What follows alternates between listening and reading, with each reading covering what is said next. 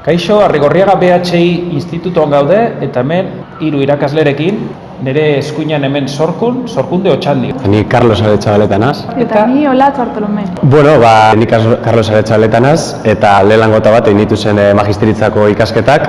Holan pasadizo interesgarri bat pasebiatan praktikaldi egiten. Praktikaldia goizuetan egin hauen, hor Nafarroako herri txiki baten, eta haurik esaten daurien moduen, arrunt gustora egin dituzen praktikek. Eta bertan dauela, zeuzelan, eta testu inguru euskaldune sarmaz beterik, eta ez dakit, zeuzelan euskaltzaletasunaren iturritza dio nagoen, ez da? Pioa guztoiatan. Da horrok ibonitu zen jau 20 urte. Da zeuzelan, oinkorrikia eta dala eta ez dala, buruen klika.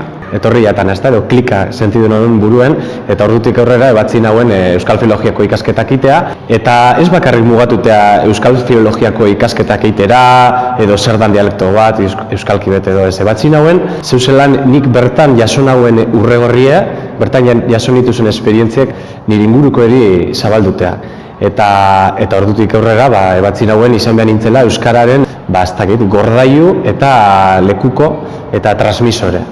Eta hemen, Arrigorriagako institutoan, nire ikasletxoeri transmititan, neuri herri txiki horretan transmititu doztiena, eta hori zea.